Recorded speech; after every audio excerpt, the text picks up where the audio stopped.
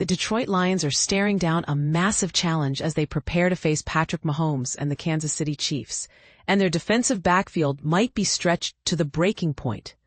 This is a critical moment because going up against one of the league's top quarterbacks requires a full-strength, sharp secondary, but the Lions are severely depleted in that department.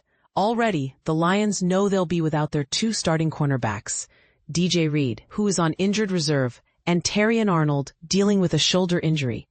But the depth problems don't stop there. According to head coach Dan Campbell's update on Friday, the situation could be even more troubling. Both starting safeties are expected to miss the upcoming game due to injuries. Brian Branch's ankle injury has limited his participation in practice this week, prompting an MRI scheduled earlier this week to get a clearer picture of his condition. Fortunately, Campbell hinted that the prognosis seems promising and doesn't indicate a prolonged absence. It really depends on how he feels as the game approaches, Campbell commented. But I don't believe it's something long-term. I'm optimistic we'll get him ready, though I can't promise it. This cautious optimism is a relief, though no one is taking anything for granted.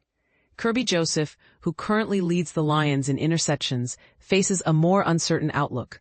He has missed all practices during the week due to a knee issue that has persisted throughout the season. Campbell emphasized the need for prudence. We're trying to be careful with both players and we'll see how they progress. Neither safety was expected to practice on Friday, meaning the final decision will likely wait until game day. Adding to the injury woes, veteran Avonte Maddox, who was poised to start as the nickel cornerback and offer backup safety support, injured his hamstring this week. Campbell labeled Maddox a game-time decision, explaining, "It comes down to how quickly he recovers and whether he can handle a full game."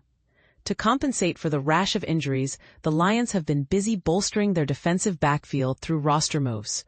Over the last 2 weeks, they've promoted safety Lawrence Strickland to the active roster and brought corners Trey Flowers and Nick Whiteside onto the practice squad. Most recently, they added nickel corner Arthur Mollett to the practice squad as well. While these backups may not have the chemistry or experience with the starting unit, Campbell has been deliberate about integrating them, giving them meaningful reps to prepare for the high-stakes showdown against the Chiefs. "We've prepared thoroughly and have contingency plans in place," Campbell assured.